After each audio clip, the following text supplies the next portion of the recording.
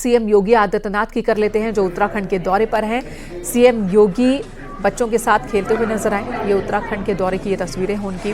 कई अलग अलग कार्यक्रमों में शामिल हुए सीएम योगी आदित्यनाथ और इसी बीच निजी कार्यक्रमों में भी शामिल हुए। सीएम योगी आदित्यनाथ का ही ये परिवार, ये देखिए मुख्यमंत्री बच्चों से बात करते हुए और समझाते हुए कि जो छोटी बच्ची है उसे बैठने दिया जाए। सीएम योगी का पैतृक गांव है जहां पर मुख्यमंत्री मौजूद हैं। योगी आदित्यनाथ जिन्होंने संन्यास ले लिया परिवार से विरक्ति, बीते कुछ वक्त से परिवार के कार्यक्रमों में वो शामिल हो रहे हैं। तुम बड़े हो गई और छोटी क्यों? अपने पैतृक गांव में कई स्कूलों का जीर्णोद्धार भी करवाया सीएम योगी आदित्यनाथ ने,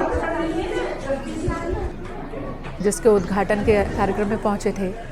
कई अलग अलग कार्यक्रम में शामिल हुए और यहाँ बच्चों से बात करते हुए, उन्हें दुलारते हुए।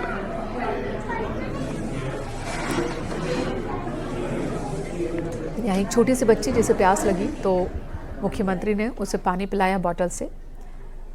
जब दूसरे बच्चे ने बॉटल की जिद की, जो उम्र में थोड़ा बड़ा है, तो सीएम उसे समझाते हुए कि वो छोटी बच्ची है, उसे पीने दो।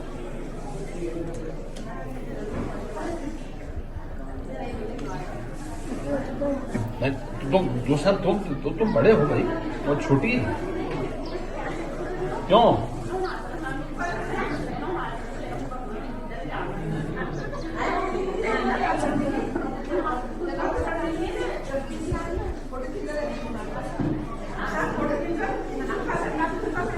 बहुत ही खूबसूरत और प्यारा ये वीडियो।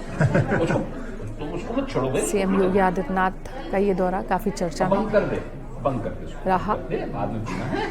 मिल्कीपुर उपचुनाव और दिल्ली विधानसभा चुनाव, एक लंबा वक्त जब चुनाव में घिरे रहे, व्यस्त रहे और महाकुंभ का आयोजन, तमाम जिम्मेदारियों के बीच सीएम योगी आदित्यनाथ 3 दिन के दौरे पर उत्तराखंड पहुंचे, जहां की ये तस्वीरें इस वक्त हम आपको दिखा रहे हैं। कानपुर से खबर, हिस्ट्री शीटर राम खिलावन पर शिकंजा कसा है। सभी मुकदमे की जांच करेगी एसआईटी। राम खिलावन पर 8 केस दर्ज हैं। फर्जीवाड़ा कर करोड़ों की जमीन हड़पने के आरोप हैं। जेसीपी ने बनाई 8 पुलिस वालों की टीम। पुलिस टीम ने शुरू की है मामले की जांच। अमित गंजू हमारे सहयोगी फोन लाइन पर मौजूद हैं। अमित, करोड़ों की गड़बड़ी है ये, इस मामले में जांच की शुरुआत कर दी गई है। आरोप क्या क्या है और किस तरह से होगी जांच? देखिए मेनका जी, मैं आपको बताना चाहूंगा, ये पूरा मामला नवाबगंज थाना क्षेत्र के बनियापुरवा ख्योरा कटरी का है, जहां 2023 में धोखाधड़ी करके जमीन को अपने नाम करने वाले इस माफिया ने अपनी आइडेंटिटी को छुपाया। जो आरोप लगा है, इसने बलवान सिंह के साथ लिखा पढ़ी में हेरफेर की और 2 करोड़ की जमीन इसकी जब्त की। हालांकि इस आदमी ने अपनी आइडेंटिटी को डिस्क्लोज नहीं किया कि इस पर पूर्व में भी धोखाधड़ी, कूटरचित दस्तावेज बनाना, आपराधिक षड्यंत्र होना, ऐसे तमाम धाराओं में बिठूर, कोतवाली और नवाबगंज में मुकदमा दर्ज हुआ। जब इसका मामले का संज्ञान पुलिस के अधिकारियों के पास आया तो उन्होंने एसआईटी का गठन किया। ज्वाइंट कमिश्नर पुलिस ने इसकी एक टीम बनाई, जिसमें एडिशनल डीसीपी, एसीपी, 4 थाने के प्रभारियों को लगाया गया। हिस्ट्री शीटर राम खिलावन के खिलाफ मुकदमों की जांच करेंगी और 1 सप्ताह में इसकी रिपोर्ट मांगी गई और यही पता लगाने का प्रयास किया कि आखिर ये अभी तक उन मामलों में जेल क्यों नहीं गया। ऐसी तमाम चीजें जिससे पर्दा उठना बाकी। और इन सब के बीच में तत्कालीन थाना अध्यक्ष, तत्कालीन चौकी इंचार्ज, तत्कालीन आईओ के खिलाफ भी जांच के निर्देश दिए। यानी आने वाले समय में जिन लोगों ने हिस्ट्री शीटर की मदद की थी, उनकी परेशानियां कहीं से कम होती नहीं दिख रही और एसआईटी भी अब ताबड़तोड़ कार्रवाई में जुट गई है। मेनका जी, धन्यवाद आपका अमित, इस वक्त पूरी जानकारी देने के लिए। तो हिस्ट्री शीटर राम खिलावन, करोड़ों की गड़बड़ी का आरोप है। संगीन मामले में पुलिस ने जांच शुरू कर दी है।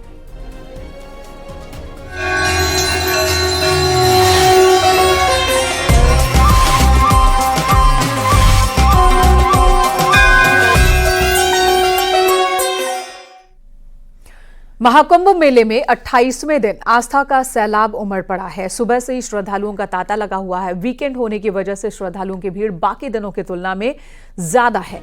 इससे पहले कल 27वें दिन श्रद्धालुओं की लंबी कतार दिखी। रात 8 बजे तक 1 करोड़ 32 लाख लोगों ने कल एक दिन में स्नान किया है। श्रद्धालु बेहतर इंतजामों के लिए योगी सरकार की तारीफ कर रहे हैं। आपको बता दें, महाकुंभ में अब तक 42 करोड़ से ज्यादा लोग स्नान कर चुके हैं।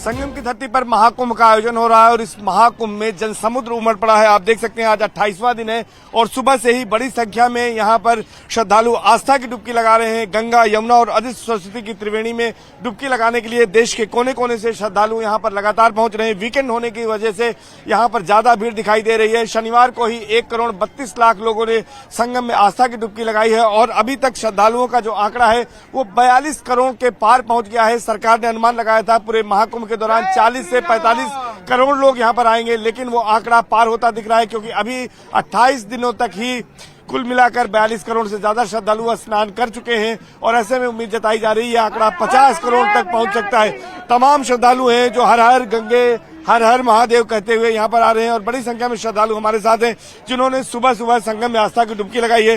किस तरह की व्यवस्थाएं हैं, क्या अनुभूति यहाँ आकर कर रहे हैं, आइए बताइए। कहाँ से आई हैं आप, कैसा लगा यहाँ पर स्नान करके? बहुत अच्छा लगा। मैं दिल्ली से आई हूँ। दिल्ली में तो आपने बदल दिया, सब कुछ बदल दिया वहाँ पर। हर हर मोदी दिल्ली में तो आप सरकार बदल दिए, तो क्या ये सोचा था कि जब बदल जाएगी तभी स्नान करने आएंगे? बिल्कुल जी, बिल्कुल यही सोचा था कि मोदी जी की जीत होगी और हम यहाँ पे अगले दिन डुबकी लगाएंगे संगम में। इसीलिए आए हैं? हाँ जी। क्या कामना की आपने? बस कि अपनी भाजपा आनी चाहिए दिल्ली में। मैम, कैसा लगा यहाँ पर आकर, कैसी तैयारियां हैं? बहुत अच्छी तैयारी है और अच्छा लगा। वो जो तृप्ति मिलती है एक बार स्नान करके वो हमें उत्पन्न हो गई और हम तो वी आर फॉर्चुनेट कि हमने संगम पे पूरा स्नान किया जहाँ पे वो दोनों यमुना जी और गंगा जी और सरस्वती जी मिलते हैं। बहुत अच्छा बंदोबस्त है, पर यही है कि भीड़ इतनी है तो उनको मैनेज करना थोड़ा मुश्किल होता है, पर उस हिसाब से व्यवस्था बहुत अच्छी की है। बिल्कुल।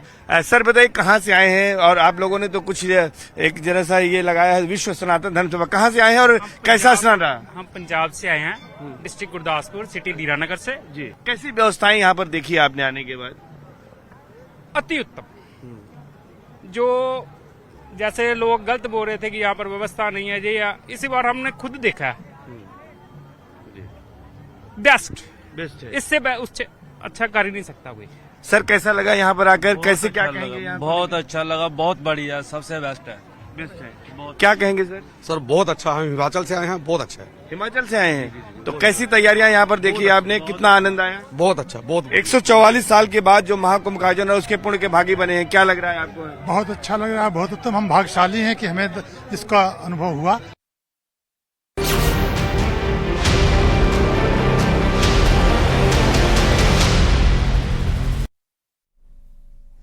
दिल्ली में बीजेपी की जीत के बाद हलचल तेज हो गई है। सुबह 11 बजे अमित शाह के घर होगी बैठक। जेपी नड्डा, बीएल संतोष होंगे शामिल। वीरेंद्र सचदेवा, बैजयंत पांडा भी इस मीटिंग में मौजूद होंगे। तो बड़ी खबर इस वक्त दिल्ली बीजेपी से आ रही है। दिल्ली में बीजेपी की जीत के बाद बैठक होने वाली है। केंद्रीय गृह मंत्री अमित शाह के घर पर यह बैठक होगी जिसमें राष्ट्रीय अध्यक्ष जेपी नड्डा मौजूद होंगे, बीएल संतोष मौजूद होंगे, वीरेंद्र सचदेवा मौजूद होंगे जो कि दिल्ली बीजेपी के अध्यक्ष हैं, बैजयंत पांडा भी मौजूद होंगे। अब जो बड़ा सवाल यही है कि दिल्ली में बीजेपी की ओर से मुख्यमंत्री कौन होगा। कई चेहरे हैं, जो बड़े चेहरे हैं जिन्हें लेकर चर्चा चल रही है। कयासों का बाजार भी गर्म है और ऐसे में सीएम कौन होगा अगला, इसे लेकर अब पार्टी के अंदर जाहिर सी बात है कि सोच विचार मंथन ये तेज हो गया होगा। और आज 11 बजे अमित शाह के आवास पर मीटिंग होनी है, बहुत ही अहम मीटिंग होनी है जिसमें जेपी नड्डा, बीएल संतोष की मौजूदगी होगी, दिल्ली बीजेपी के वीरेंद्र सचदेवा की मौजूदगी होगी। ऐतिहासिक जीत 27 साल बाद दिल्ली में बीजेपी ने हासिल की है और प्रचंड बहुमत के साथ सरकार बनाती बीजेपी, उससे पहले अब बैठकों का दौर शुरू हो चुका है।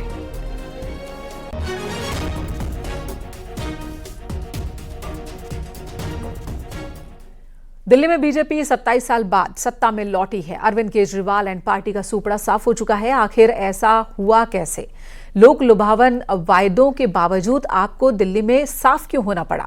अब आपको दिखाते हैं दिल्ली चुनाव में बीजेपी के वो एम फैक्टर जिसने 27 साल बाद पार्टी को जीत दिलाई है।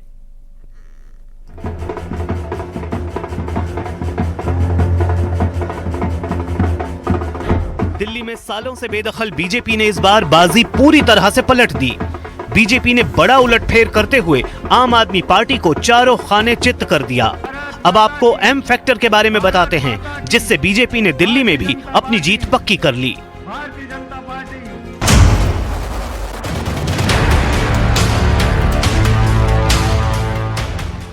जीत के इस एम फैक्टर का पहला फैक्टर है महिला वोटर। महिला समृद्धि योजना ने दिल्ली विधानसभा चुनाव में रंग दिखा दिया। इस बार दिल्ली में महिला मतदाताओं ने रिकॉर्ड तोड़ मतदान किया। महिलाओं की बम्पर वोटिंग ने चुनाव पलट दिया। सभी पार्टियों ने महिलाओं के लिए एक से बढ़कर एक वादे किए, लेकिन महिलाओं ने मोदी की गारंटी पर भरोसा किया। नारी शक्ति से किए हर वादे को पूरा किया है। आज इन राज्यों में करोड़ों माताओं बहनों को हमारी योजनाओं का लाभ मिल रहा है। मैं दिल्ली की मातृशक्ति से भी कहता हूं, चुनाव में उनसे किया वादा जरूर पूरा किया जाएगा। ये मोदी की गारंटी और मोदी की गारंटी यानी गारंटी पूरा होने की गारंटी। महिलाओं का मोदी की गारंटी पर भरोसा। महिलाओं को 2500 रुपए देने का वादा हिट रहा। अब आपको उस एम फैक्टर के बारे में बताते हैं जिसने इस जीत को प्रचंड जीत में बदल दिया।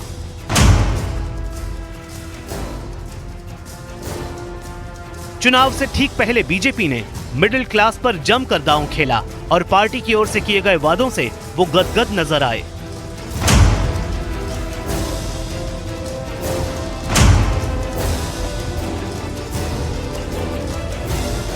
बजट में 12 लाख रुपए तक की आय को टैक्स फ्री कर खुश कर दिया गया।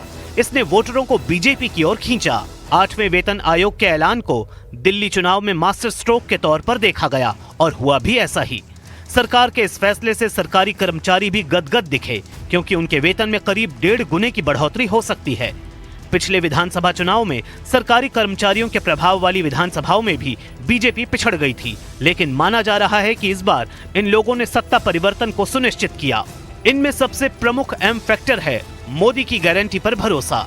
बीजेपी ने अपने चुनावी प्रचार में मोदी की गारंटी को प्रमुख कैंपेन के तौर पर उठाया। पूरे चुनाव के दौरान बीजेपी नेताओं ने जीत का दावा करते हुए इसे प्रधानमंत्री नरेंद्र मोदी की गारंटी के तौर पर बताया और जनता ने इस पर पूरी तरह से भरोसा जताया।